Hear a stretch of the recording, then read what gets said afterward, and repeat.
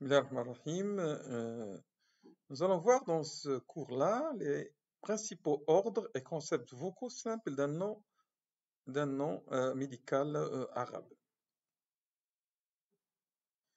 Donc vous avez dans ce tableau-là, donc vous avez les ordres vocaux dans cette colonne-là, l'ordre vocal.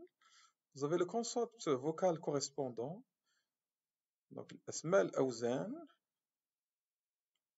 والمفهوم الصرفي التابع لذلك الوزن. Et donc, à partir d'une racine triplée, on l'a vu, la racine triplée, donc désignée par les consonnes fa'ala, et donc toute succession de consonnes peut constituer une racine triplée. Donc, vous prenez n'importe quelle trois consonnes en arabe, vous aurez une racine triplée. Et cette racine triplée, si on lui ajoute les voyelles, les haraka ou les medda dans un certain ordre, ce qu'on appelle l'ordre vocal, on va avoir un concept vocal qui est lié à cet ordre vocal. Et si on l'associe aux trois racines de racine triplée, on obtient le concept dérivé. Maintenant, on ne va voir que le concept vocal désigné par ces voyelles, cet ordre vocal, et en utilisant notre nomenclature, symbolisation qu'on a vu.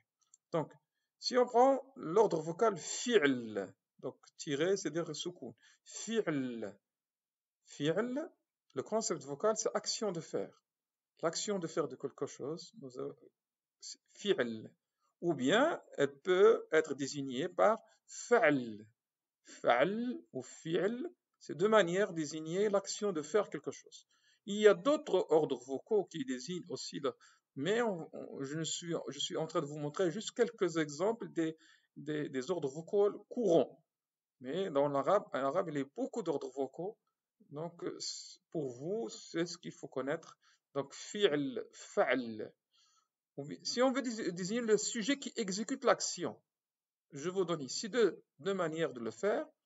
On utilisera l'ordre vocal fa'il, fa'il, ou bien l'ordre vocal fa'il, fa'il ou fa'il.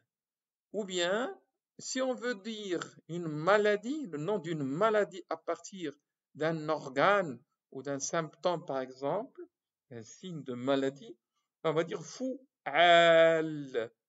Fu'al, c'est le nom d'une maladie. Donc, lorsque vous voulez avoir le nom d'une maladie, vous pouvez prendre une racine qui est liée à un organe, qui sera liée à un organe, et à partir de ça, votre ordre vocal va vous guider vers le nom de la maladie liée à l'organe. On va voir des exemples après. Puis vous avez fa'al, on l'a vu pour marad, qui est le nom de la maladie. Lorsqu'on veut dire quelqu'un il a une maladie, on va dire marad, il a marad, indahu marad. Fa'al, lorsqu'il y a une anomalie quelque part dans un organe, dans une pathologie, donc on va dire shalal, c'est la paralysie par exemple. Shalal, c'est la paralysie. Ou marad, c'est la maladie par exemple. Donc fa'al, ismu khalal al-ma, نسميه نعطيه وزن فعل.